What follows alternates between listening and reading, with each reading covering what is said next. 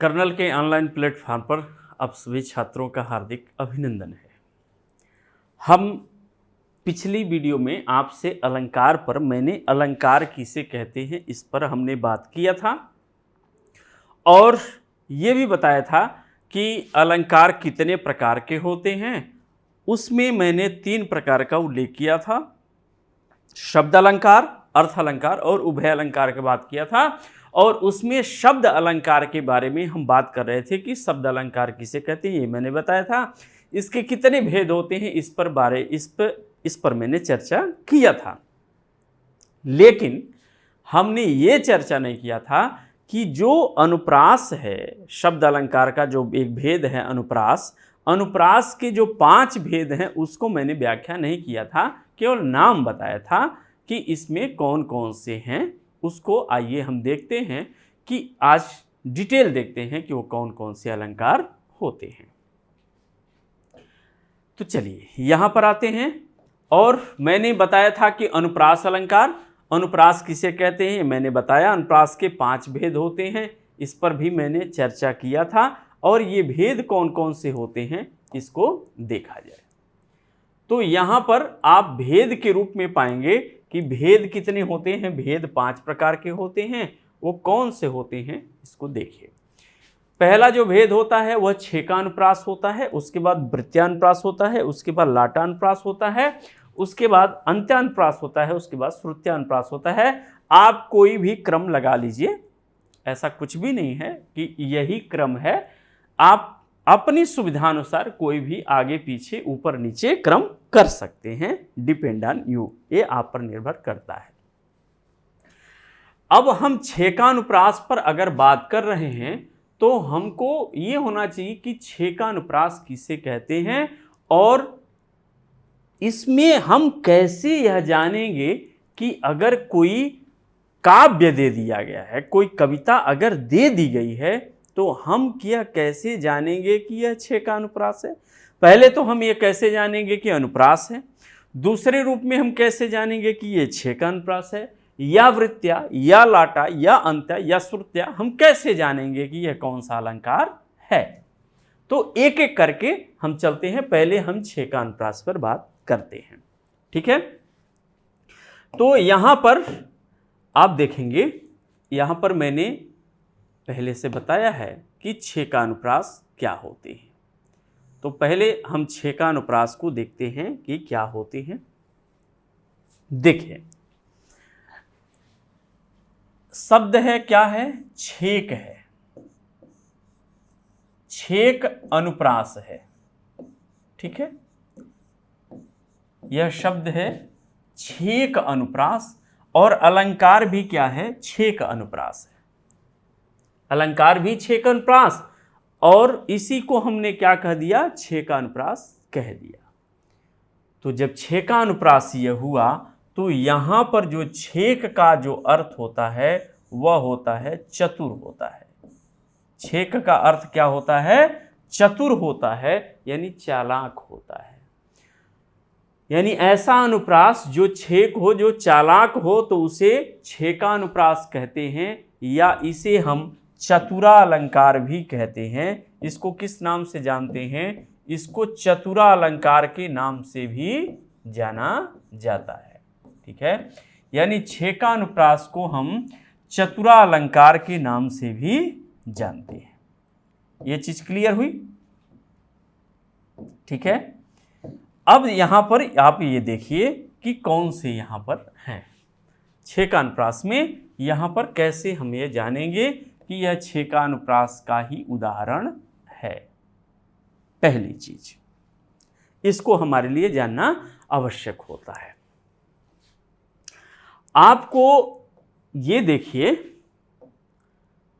आपको जैसे हम छेकानुप्रास की जब बात करते हैं,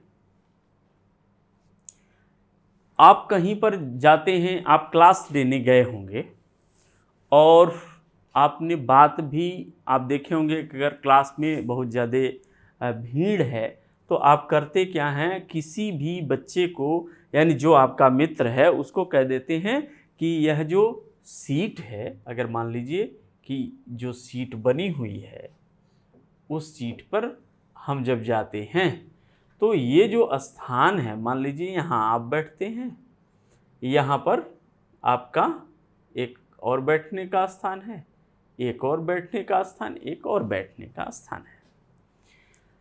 तो अमूमन ये भूल हो जा रहा है।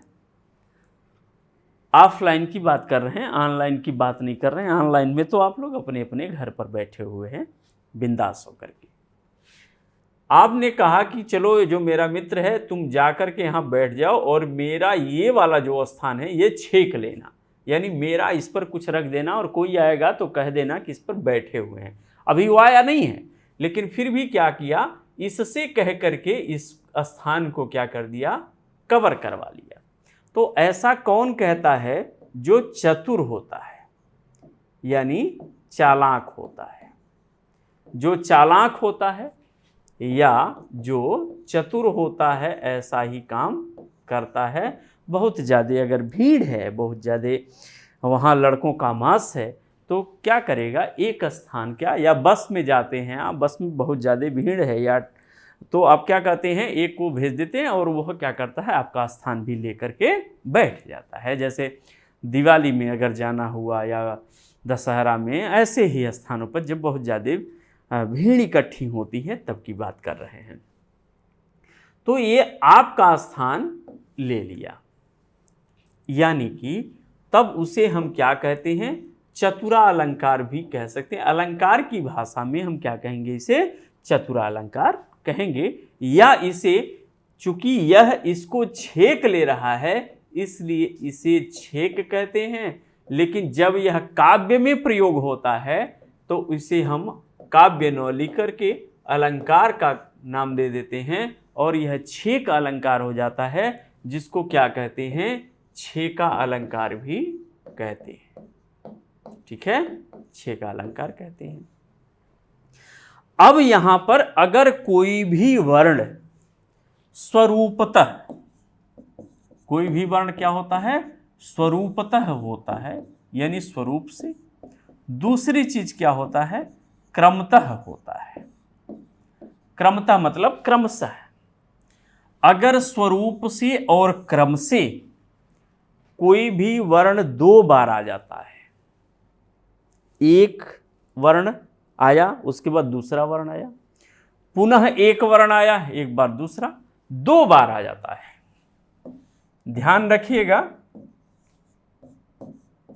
कि यहां पर बात दो बार की ही होगी, तीन बार की नहीं होगी, दो बार की ही होगी। स्वरूप से और क्रम से अगर कोई वर्ण दो बार आ जाता है तो वहां पर छह का अनुप्रास हो जाता है। चलिए, यहां पर आपको नहीं समझ में आया होगा तो हम चलते हैं, पुनः उसी पर चलते हैं और यहां पर आपको समझाने का हम प्रयास करते हैं। ठीक है, यानी हम जो है यहां पर देखते हैं, यहां पर देखते हैं छेका अनुप्रास को देखते हैं। देखिए, ये छेका अनुप्रास लिखा है, यानी छेका अनुप्रास हुआ। अब इसके उदाहरण पर हम बात करते हैं, तो उदाहरण को देखिए। लिखा क्या है, बंदौ गुरु पद पदुम परागा, सुरुचि सुवास सरस अनुरागा। देखिए, मैं लिख दिया हूं, दो लाइन लिख दिया हूं, लेकिन कोई ज़रूरी नहीं है कि दो लाइन ही आवे, एक लाइन से ही काम चलता है। अक्सर प्रायः जो है एक लाइन ही पूछा जाता है। लेकिन यहाँ देखिए, कह रहे हैं बंदौ गुरु पद पदुम परागा। ठीक है, यहाँ पर देखिए प के बाद क्या आया, यहाँ पर प के बाद क्या आया, द आया, एक आया। जो स्वरूप यहां है वही स्वरूप यहां भी है। चलिए, इससे स्वरूप नहीं क्लियर, क्रम क्लियर हुआ। प के बाद क्या आया, द आया। दूसरे में देखिए, यहां पर मात्रा का कोई मतलब नहीं होता है कि मात्रा लगा है, मूल वर्ण पर जाइएगा आप। ये मत देखिएगा ये कितने वर्ण का है, अगर जो यहां पर पहला आया उसी पर बात करेंगे। तो जो पहला आया है इसी के स्वरूप और क्रम से दूसरा आना चाहिए। बात समझिएगा, जो पहला स्वरूप है और क्रम है उसी प्रकार से दूसरा भी आना चाहिए, अगर है तो वहां 6 का अनुप्रास होगा। यहां पर देखिए प के बाद द आया, यहां पर भी प के बाद क्या आया, द आया। यह दू से मतलब नहीं है, मात्रा कोई लगे उससे कोई मतलब नहीं है। भले ही ये तीसरा वर्ण नहीं मिल रहा उससे मतलब नहीं है, दो वर्ण जो ये स्वतंत्र वर्ण है, प के बाद द, यहां प के बाद द, यानी अब देखिए जिस स्वरूप में ए आया उसी स्वरूप में ये भी है, प द भी है। जिस क्रम में ये है उसी क्रम में ये है, जिस क्रम में यह है उसी क्रम में यह है, जिस क्रम में यह है उसी क्रम में यह है। ये पहला क्रम है, यह यहां भी पहला, यह दूसरा क्रम है, यहां भी दूसरा। तो स्वरूप और क्रम से, इसी को स्वरूपतः और क्रमतः मैंने लिखा है। अगर 2 बार आ जाते हैं, कितनी बार, 2 बार आ जाते हैं, तो वहां पर कौन सा अलंकार होता है, 6 का अनुप्रास होता है, 6 का अनुप्रास होता है। ठीक है, बात समझ में आ रही है यहां पर। अब यहां पर देखिए अगली में भी देखिए क्या कहीं मिल रहा है, यहां पर प के बाद द तो आ गया।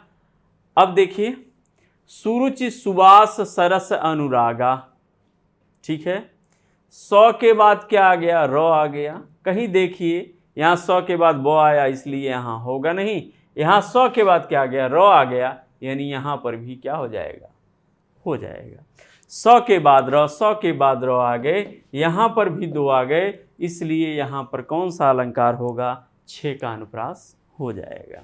यानी स्वरूप से और क्रम से अगर आ जाते हैं तो वहाँ 6 का अनुप्रास हो जाता है। चलिए अगले पर थोड़ा सा एक उदाहरण और देखते हैं।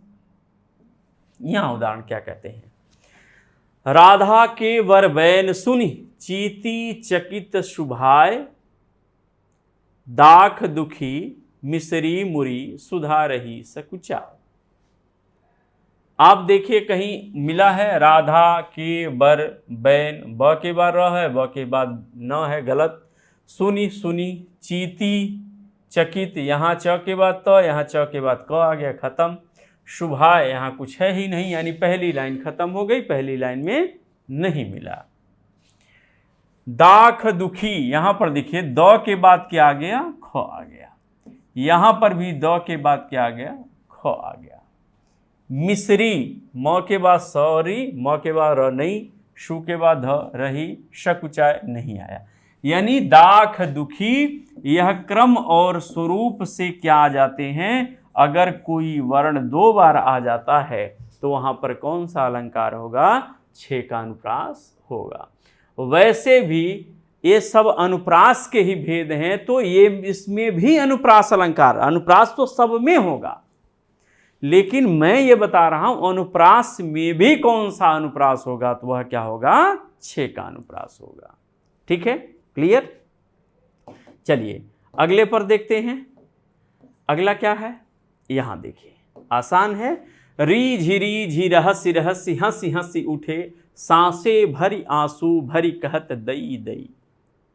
ठीक है, री झिरीज, यहां तो क्लियर है, आपको कुछ करना ही नहीं है। र के बाद झ, र के बाद झ, 2 बार आ। रहसी र ह शी, यहां पर भी हो गया। हंसी हंसी, यहां पर भी हो गया। यानी यह पूरी की पूरी लाइन दई दई दई दई, यहां पर तो पूरी की पूरी लाइन। अब देखिए एक ही शब्द 2 बार होने चाहिए, अगर ये री झी हो जाता तब यहां पर 6 का अनुप्रास नहीं होता। एक शब्द 2 बार ही होने चाहिए, चाहे वह कोई भी हो। तो यहां पर क्या हो गए, आपके 6 का अनुप्रास हो गए। चलिए आगे, अभी और उदाहरण है, इसको भी देख लीजिए।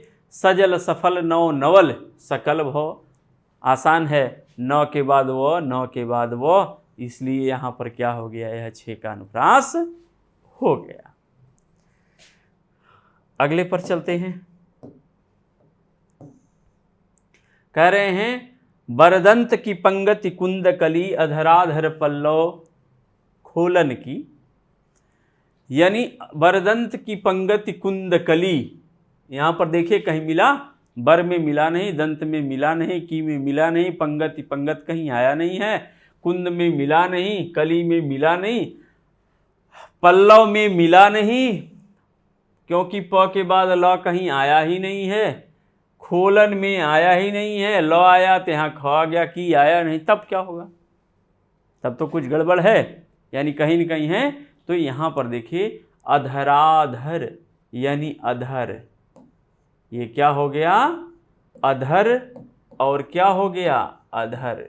इसी को क्या लिख दिया गया है? अधराधर, यानी अ के बाद ध के बाद र, अ के बाद ध, ध के बाद र, तो अधराधर में क्या हो गया है? छेक हो गया है, इसलिए यह क्या हो गया है? छेकानुप्रास हो गया है।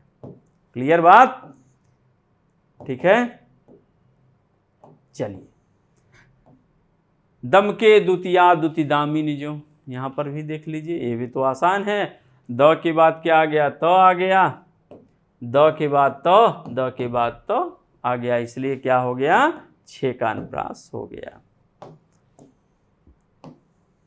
ऐसे ही रसवती रसना करके कही कथित थी कथी, कथनीय गुड़ावली, बहुत है विध विविध सरोज सरोवर फूले, 14वीं का चांद हो या आफताब हो, ऐसा गाना भी है आपको, इसमें भी है। अमी अमूर में चूरन चारू, समन सकल भव रुज परिवारू, इसमें भी आप स्वयं से खोज लीजिएगा कहाँ कहाँ च के बाद र, च के बाद र आ गए हैं, यहाँ पर भी हो जाएगा। कंकन किंकिन नुपुर धुन सुनि कहत लखन सन राम हृदय गुण, इसमें भी देखिए कंकन किंकन आ गया है, तो इसमें कोई दिक्कत है नहीं। आगे चलते हैं, अब आते हैं वृत्त्यानुप्रास पे। ठीक है, चलिए, यानी आशा ये है कि छेकानुप्रास आपको समझ में आया होगा। चलिए, अब क्या आते हैं? अगले पर आते हैं, और अगला क्या होता है? अगला है वृत्त्यानुप्रास है। ठीक है, अगला क्या होता है?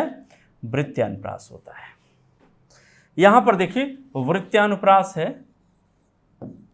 वृत्त्या, यानी इसको हम ये कहें वृत्त्य अनुप्रास कहें, वृत्त्य अनुप्रास कहें, इसी को हमने क्या कहा? वृत्त्यानुप्रास कहा है। वृत्त्य मतलब होता है वर्ण, वृत्त्य क्या अर्थ होता है? वर्ण, और अनुप्रास का ओवरऑल जो निकलेगा अर्थ वह दोहराव होगा, यानी दोहराना, यानी वर्णों की दोहराव। छेक अनुप्रास यानी छेक शब्द, जो छेक शब्द है उसका अनुप्रास हो रहा है, यानी दोहराव हो रहा है, तो वर्णों का दोहराव हो जाए, वहां पे वृत्त्यानुप्रास होते हैं। अमूमन होता है कि आप जो भी उदाहरण जानते हैं वो सारे वृत्त्यानुप्रास के जानते हैं, और उसको अनुप्रास में आप लोग जानते हैं। वृत्त्य मतलब वर्ण, यानी वर्णों की आवृत्ति जब हुई तो उसे हम क्या कहे? वृत्त्यानुप्रास कहे। क्लियर है? तो यानी वर्णों की आवृत्ति जब बार बार होती है तो उसे हम वृत्त्यानुप्रास कहते हैं। यानी कि वृत्त्यानुप्रास में ये हो गया कि वर्ण की आवृत्ति होगी। अब देखिए, आप सारे उदाहरण वृत्त्यानुप्रास के जानते हैं, और आप लोग ये जानते हैं कि हम किसके जान रहे हैं? अनुप्रास अलंकार के उदाहरण इसको जान रहे हैं। तो हम आते हैं इस पर, देखते हैं वृत्त्यानुप्रास में, देखते हैं। तो यहां पर ये देखिए वृत्त्यानुप्रास में तरन तनुजा तट तमाल तरवर बहु छाए, झूके कूल जुजल परशन हित मनहु सुहाए। तरन तनुजा तट तमाल, त के बाद त त त त त, यानी एक ही वर्ण की आवृत्ति क्या होती है? बार बार होती है। जब एक ही वर्ण की आवृत्ति बार बार होती है तो उसे हम क्या कहते हैं? वृत्त्यानुप्रास कहते हैं। क्लियर? आगे चला जाए, अगला उदाहरण देखिए। मुदित महीपति मंदिर आए, सेवक सचिव सुमंत बुलाए, म म म म म स स स, ये आ गया। तो म का वर्णन, स का वर्णन बार बार होता है तो वहां पर भी वृत्त्यानुप्रास हो जाता है। ठीक है, आगे चलते हैं। यहां देखिए तो थोड़ा सा बड़ा हो गया है, यानी कि ये पद्माकर का है लग रहा है, इसीलिए वो थोड़ा बड़ा लिखते भी हैं पद्माकर जी, खैर कोई बात नहीं है। यहाँ पर देखिए, कह रहे हैं कूलन में, केलिन में, कछारन में, कुंजन में, क्यारिन में, कलित किलकंत है, कहें पद्माकर त्यों पौन में, पराग हूँ मैं पान की पातिन में, पलासन पंगत है, द्वारा में, दिसानन में, दूनी में, देश देशन में, देखें दीप दीपन में, दीपित दिगंत है, बनन में, बागन में, बेलिन में, नवेलिन में, विपिन में, ब्रज में, बगरियो बसंत है। क्या इन्होंने लिखा है, गजब का। इन्होंने ऋतुओं का वर्णन क्या गजब का इन्होंने किया है कि कूलन में, केलिन में, कछारन में, कुंजन में, क्यारिन में, कलित किलकंत है, कहें पद्माकर त्यों पौन में, पराग हूँ मैं पान की पातिन में, पलासन पंगत है, द्वारा में, दिसानन में, दूनी में, देश देशन में, देखो दीप दीपन में, दीपित दिगंध है, बनन में, बागन में, बेलिन में, नवेलिन में, विपिन में, ब्रज में, बगरियो बसंत है। बहुत ही सुंदर जो है वृत्ति अनुप्रास का और ऋतु का वर्णन बहुत ही सुंदर इसमें किया गया है। क क क क प प प की यानी यहाँ पर तमाम आप वर्णों की आवृत्ति देखेंगे जो किसमें होगा, वृत्त्यानुप्रास में आपके हो जाते हैं। मुखमयक सम्मंजु मनोहर म की आवृत्ति आ गया, इसलिए ये ध्वनिमयी करके गिरिकंदरा कलित कानन केली निकुंज को, यानी क की आवृत्ति आ गया। कुल कानन कुंडल मोर पंख उर्पे बनमाल विराजती है, क की आवृत्ति आ गई। आप बहुत सारे ऐसे जानते हैं, कैसे है, चारुचंद्र की चंचल किरणें खेल रही थी, बड़ा फेमस है। खड़क सिंह के खड़कने से खड़कती हैं खिड़कियां, खिड़कियों के खड़कने से खड़कता है खड़क सिंह, ऐसा भी आप लोग जानते हैं। एक बड़ा फेमस आप लोग जानते होंगे, चंदू की चाची ने चंदू के चाचा को चांदनी चौक पर चांदनी रात में चांदी के चम्मच से चटनी चटाई, ऐसा भी आप लोग सुने होंगे, ऐसा कहते भी हैं आप लोग। तो तमाम प्रकार के वृत्ति अनुप्रास आपको याद हैं और इसमें मैंने आपको बताया भी। तो वृत्ति अनुप्रास में कोई दिक्कत है नहीं। वर्ण का जब आवृत्ति होती है तो उसे हम क्या कहते हैं, वृत्ति अनुप्रास कहते हैं। चलिए आगे चलते हैं। अब हम आते हैं किस पर, लाटानुप्रास पर। ठीक है, लाटानुप्रास। अब ये कहते हैं लाट अनुप्रास में क्या होता है। ठीक है, लाटानुप्रास। अब यहां पर ये देखिए, लाट अनुप्रास है जिसे हम लाटानुप्रास कहते हैं, लाटानुप्रास कहते हैं। लाट जो होता है ये गुजरात प्रदेश को लाट प्रदेश भी कहते हैं, यानी लाट प्रदेश को प्राचीन, यानी ये गुजरात को प्राचीन में लाट प्रदेश के नाम से जाना जाता है। तो लाट प्रदेश के कवियों के द्वारा जो रचनाएं की जाती हैं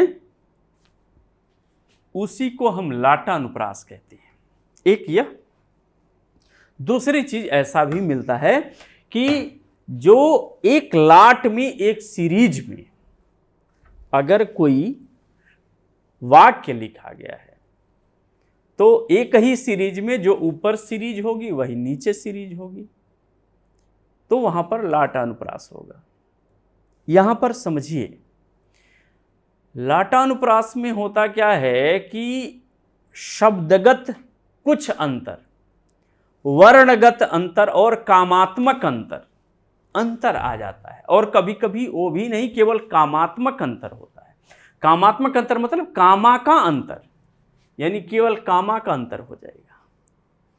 कभी कभी क्या होगा कि वर्णों का अंतर हो जाएगा, कभी कभी शब्दों का अंतर हो जाएगा, लेकिन पूरा सीरीज वही रहेगा। जो ऊपर वाली लाइन कहेगी वही नीचे वाली लाइन की, जो पहले लाइन कहेगी वही बाद में लाइन कहेगी। यानी इसमें लाटानुप्रास में एक लाट चलता है, एक सीरीज चलता है, केवल भावार्थ बदल जाते हैं, अन्यार्थ हो जाते हैं, अन्वय हो जाता है। तो वहां पर होता क्या है कि ऊपर की लाइन कुछ और कहेगी, लेकिन अन्वय करने से, तात्पर्य करने से उसके अर्थ क्या हो जाते हैं, बदल जाते हैं। यानी दूसरे की क्या हो जाएगी, अर्थ बदल हो जाएगी। तो वहां पर क्या हो जाएगा, लाटानुप्रास हो जाता है।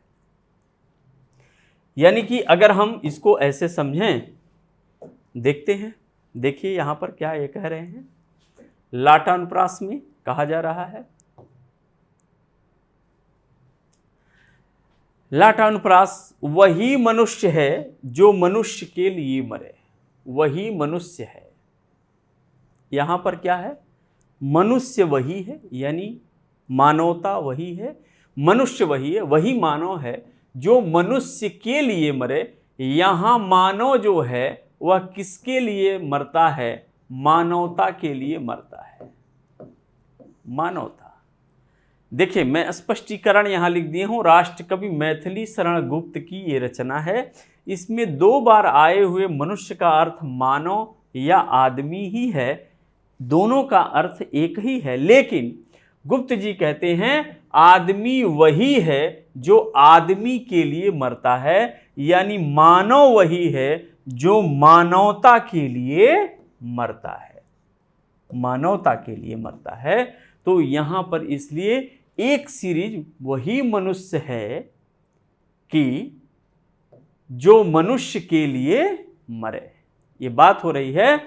यानी एक सीरीज यह हो गई और दूसरी सीरीज यह हो गई, तो यानी ये क्या हो गया, आपका लाटानुप्रास हो जाते हैं। चलिए अगर यहाँ से अर्थ नहीं आपको समझ में आ रहे हैं तो आगे चलते हैं, अगले में आपको और ज़्यादा क्लियर हो जाएगा।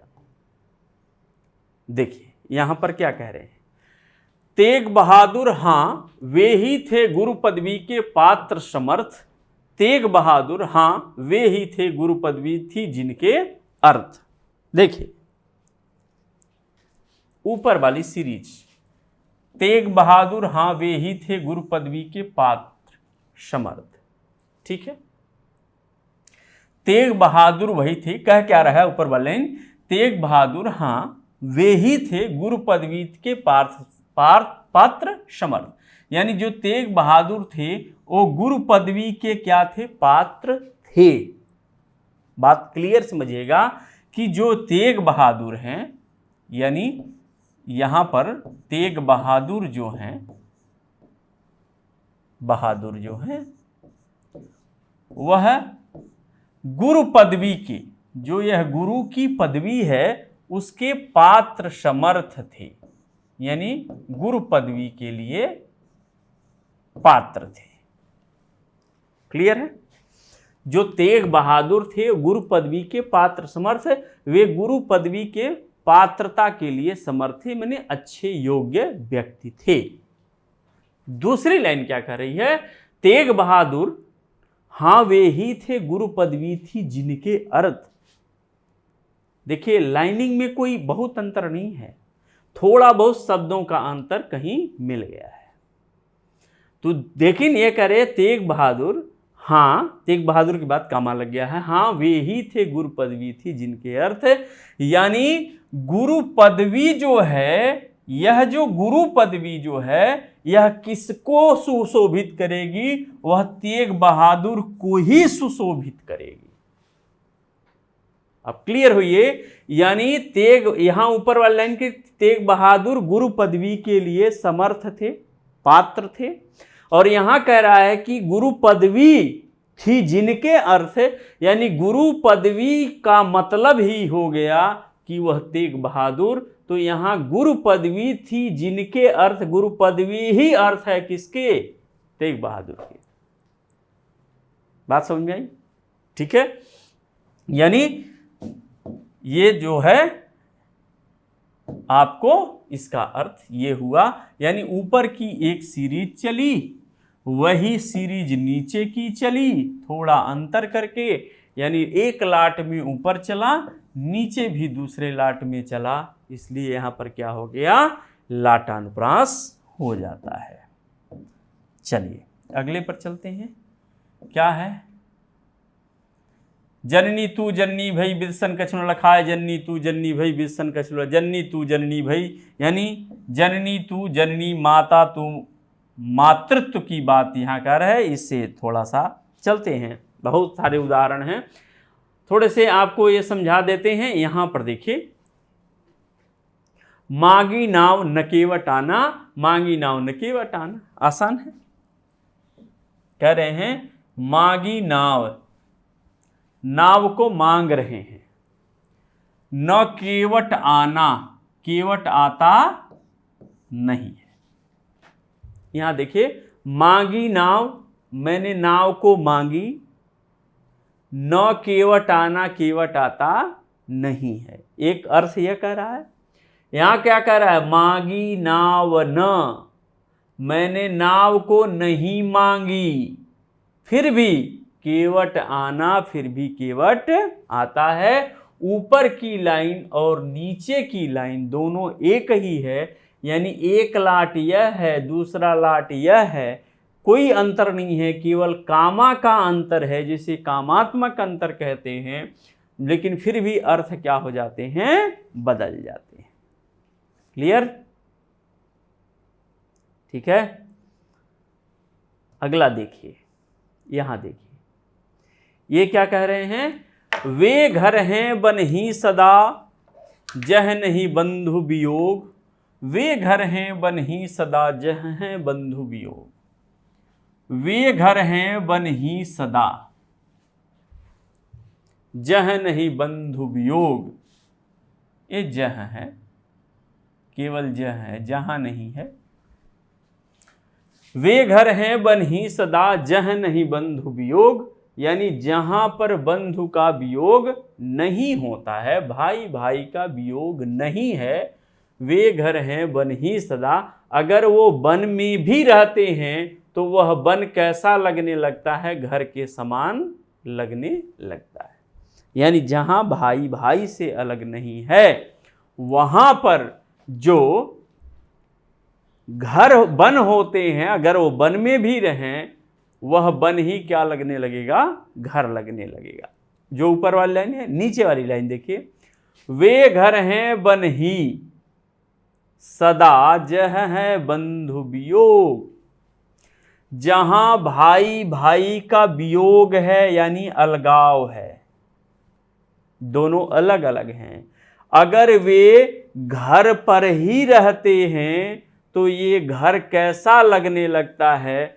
सदा बन ही जैसा लगने लगता है। यानी जहां भाई भाई अलग हैं, वहां पर अगर वो घर पर रहते हैं तो घर बन जैसा लगने लगता है। यह नीचे वाली लाइन कह रही है। ऊपर वाली लाइन कह रही है, जहां भाई भाई का वियोग नहीं है, अलग नहीं है, अगर वे वन में भी रहते हैं तो वन ही क्या लगने लगता है? घर जैसा लगने लगता है।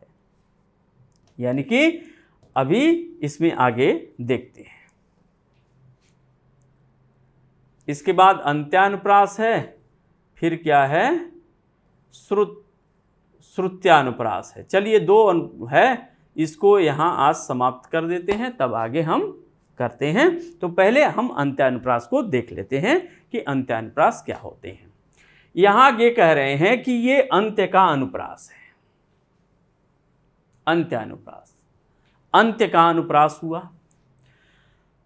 अंत्य के अनुप्रास का मतलब जो वर्ण है, अब वहां पर देखिए दो प्रकार से अंत्यानुप्रास होता है। ठीक है, एक होता है शब्द के अंत में वर्णों की आवृत्ति हो, और एक होता है पूरे वाक्य के अंत में वर्णों की आवृत्ति होती हो। अगर ऐसा है तो वहां पर अंत्यानुप्रास होता है। आप क्लियर जानिए। देखिए, आप इसको कहीं मिलेगा नहीं आपको, थोड़ा सा परिभाषा जो दे दी गई है, अंत्य का अनुप्रास होता है, अंत के और वर्णों की आवृत्ति होती है, वहां अंत्यानुप्रास होता है। आपको समझ में नहीं आएगा क्या है। अब इसको देखिए क्या होते हैं। कह रहे हैं, देखिए शेष, यहां पर देखिए क्या आ गया? स आ गया। महेश, यहां पर भी क्या है? श आ गया। दिनेश, यहां पर भी क्या आ गया? श आ गया। यहां पर भी क्या आ गया? गणेश। शेष महेश दिनेश गणेश, सुरेश ही जाहु निरंतर गावे। यानी ये अंत्य का अनुप्रास हो रहा है। इस वर्ण में अंत्य का अनुप्रास हो रहा है, इसलिए ये कहा जा रहा है यह अंत्यानुप्रास हो रहा है। बात क्लियर हो रही है? यानी वर्ण के अंत में, शब्द के अंत का वर्ण क्या होता है? जब आवृत्ति होती है, दोहराव होता है, तो वहां पर अंत्यानुप्रास होता है। ठीक है,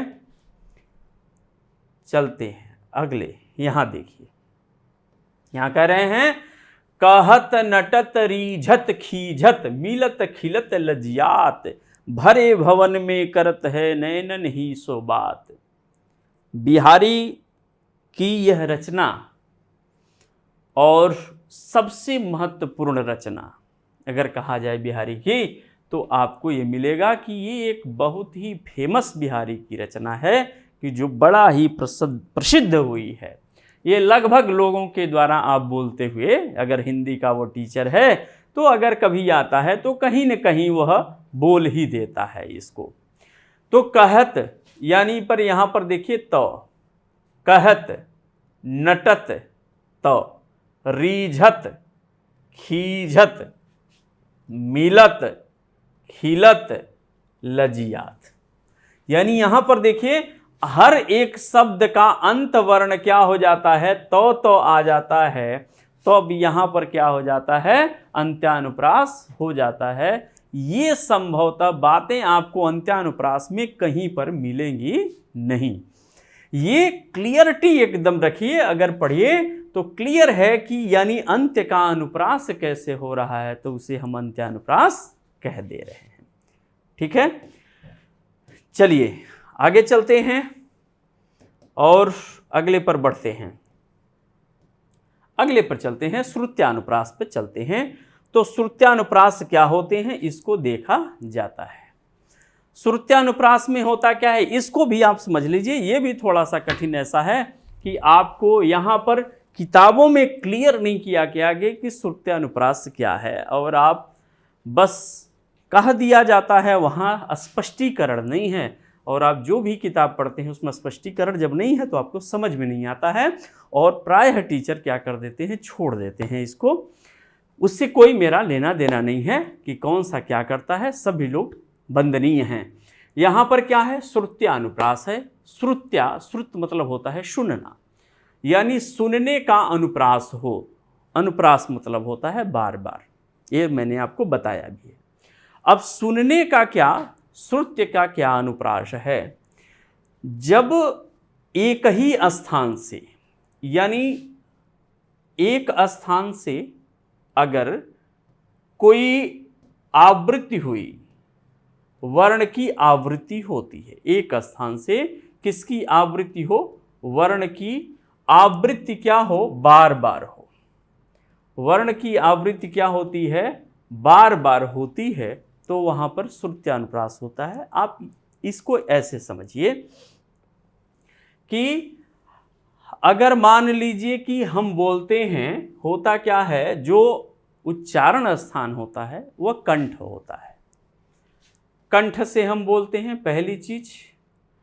दूसरा किससे बोलते हैं, ताल से बोलते हैं, जिसे हम तालव्य कहते हैं। इसके बाद क्या होता है, मूर्धन्य से होता है, मूर्धन्य। फिर दंत्य होता है, और फिर क्या होता है, ओष्ठ होता है। मैं आपको वर्णमाला पढ़ाया था, इसका मैं डिटेल वहाँ पर पढ़ाया हूँ। अगर नहीं पढ़े हैं तो आप इसको एक बार वर्णमाला पढ़ लीजिएगा। कंठ हो गया, तालव्य हो गया, मूर्धन्य हो गया, दंत हो गया। एक नासिक होता है जिसको मैंने संस्कृत से लेकर अमंगलना नाम नासिका च करके बताया था, और इसमें सभी को मैंने बताया था कि यकुह विसर्जनीया नाम कंठ, हिच्वसा नाम तालव्य, ऋतुषा नाम मूर्धन्य, लितुलसा नाम दंता, उपपद्यमानिया नाम ओष्ठौ च। मैंने आपको इसको भी क्लियर किया हुआ है, सबको स्पष्ट तरीके से।